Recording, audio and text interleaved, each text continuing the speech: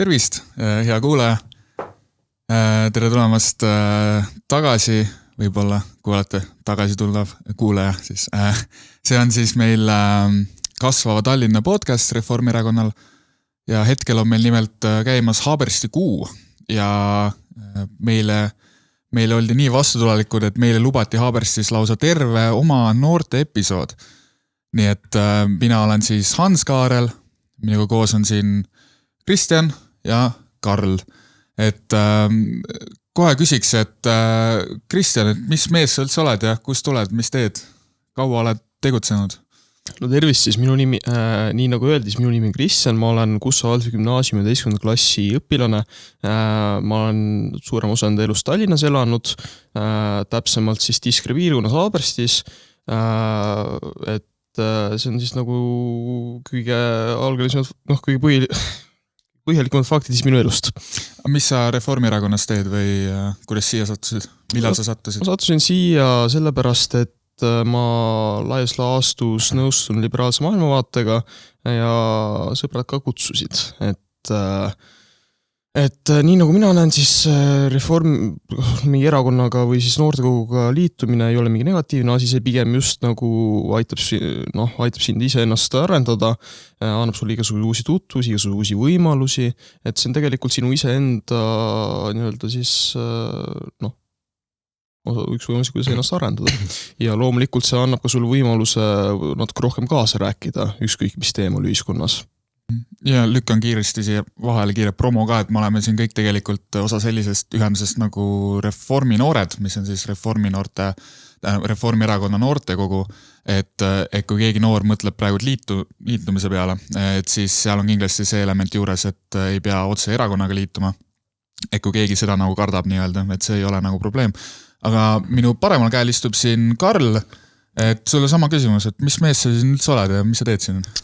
No mina õpin praegu Mustamäe riigigümnaasiumis, et olen terve elu elanud Kakumäel ja mulle meeldib poliitika, eriti majandus, arvutid ning debatt on ka väga huvitav kuulata.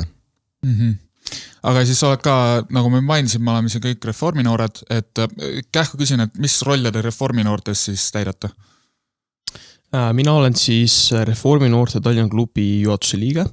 Mida see tähendab? See tähendab seda, et meie siis tegeleme meie piirkonna nii-öelda siis reforminoorte suunamise juhtimisega, et meie siis korraldame igasuguseid üritusi, olgu see kampaaniaks või siis mingisse firma külastus ja ka korraldame tegelikult ka siis noortekogu seesmiselt mitmeid sündmusi. Et see on nii-öelda siis see, millega me peamiselt siis tegeleme.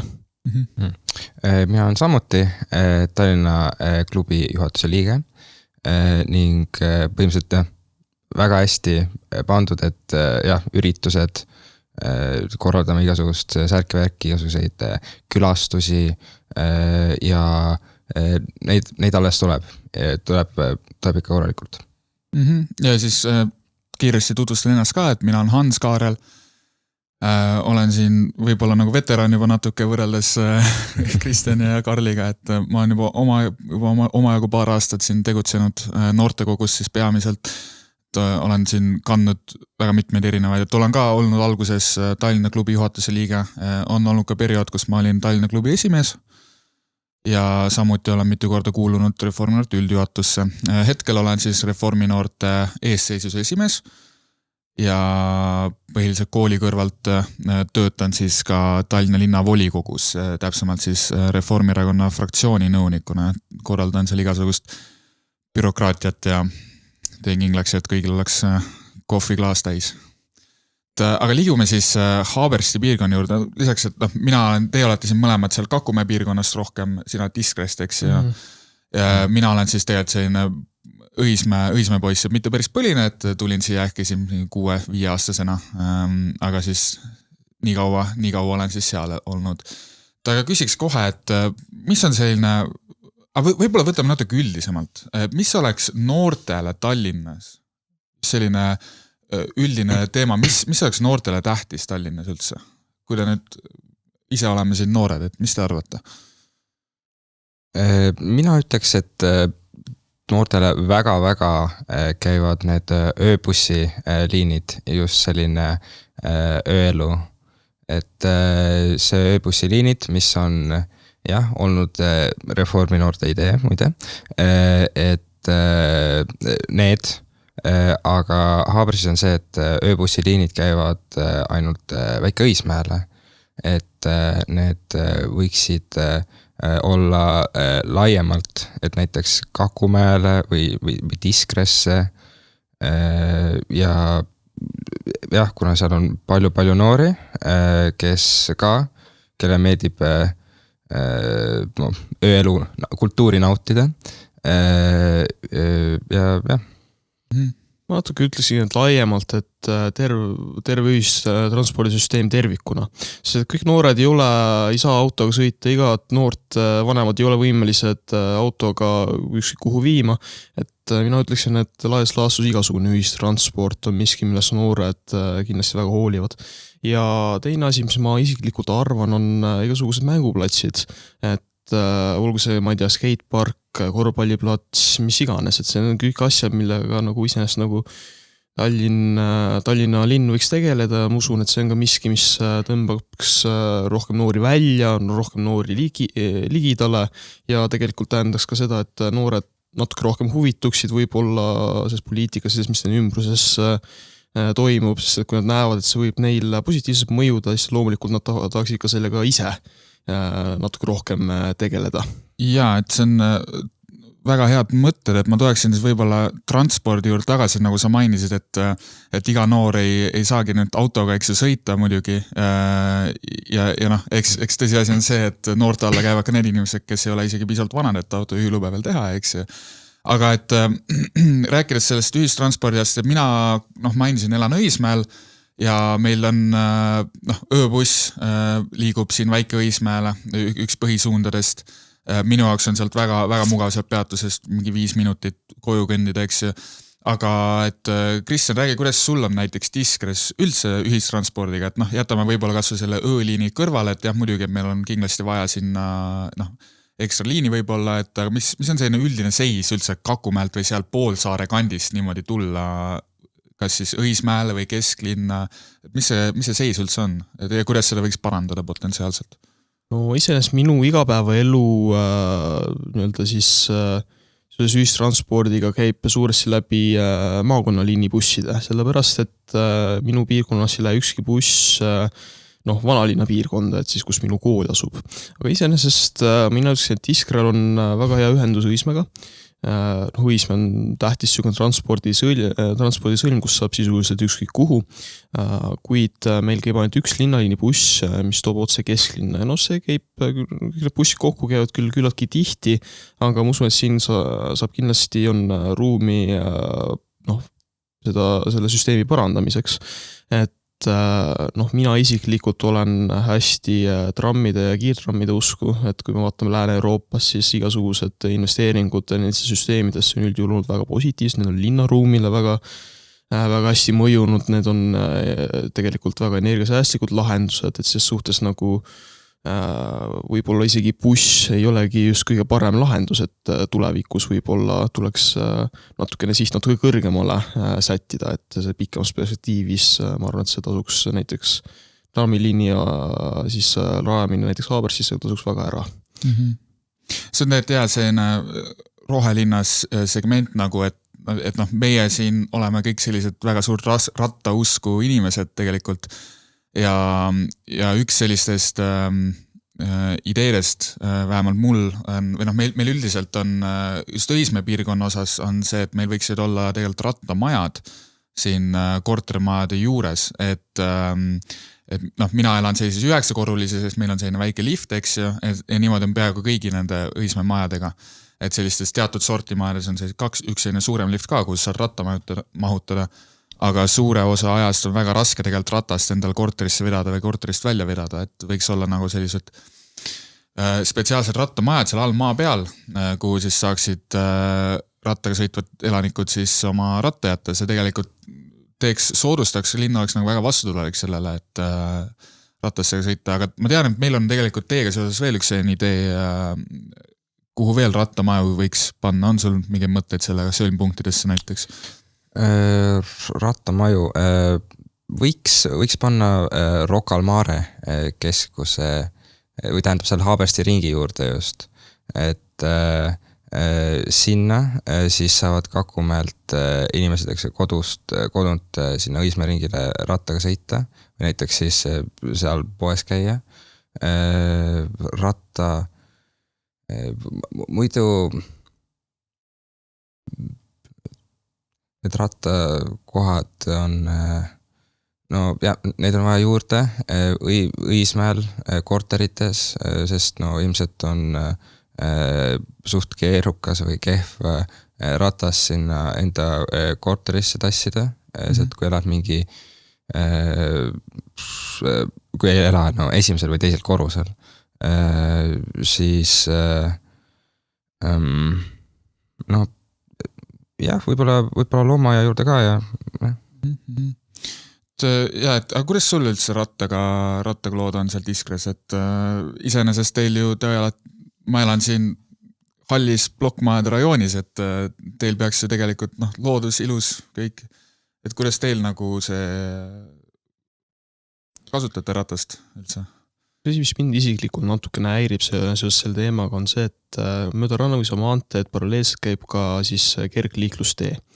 Aga see kergliiklustee on siis tee, mida jagavad nii siis rulluisutajad, rattasõitjad kui ka tegelikult jalakäijad, nii ka jooksjad.